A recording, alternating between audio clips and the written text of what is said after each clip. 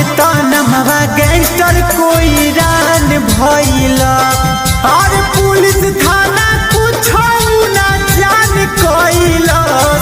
तो बेतनमवा गैंगस्टर कोई रान भइल। अरे लागल नाही डरावा हो कोई निमा डरावा, लागल नाही डरावा हो कोई निमा डरावा। धइल तो बेतनमवा गैंगस्टर कोई रान भइल। कि पुलिस थाना कुछ ना जान कइल। तो बेतनमवा गैंगस्टर कोई रान भइल।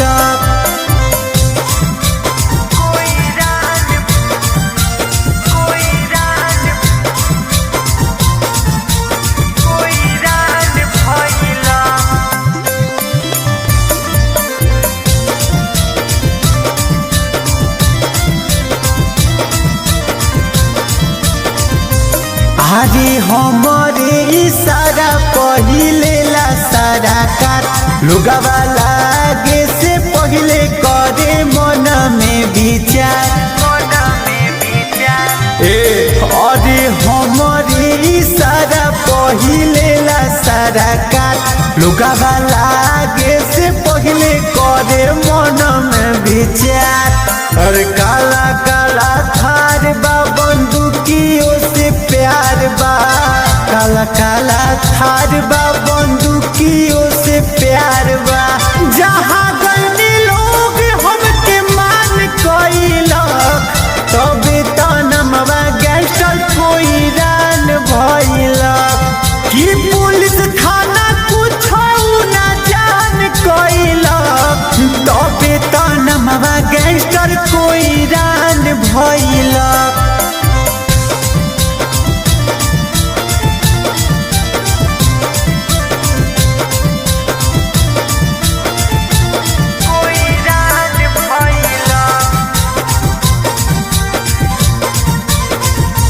ओपी चंदन बिट्टू होवे खानदानी रंगदार।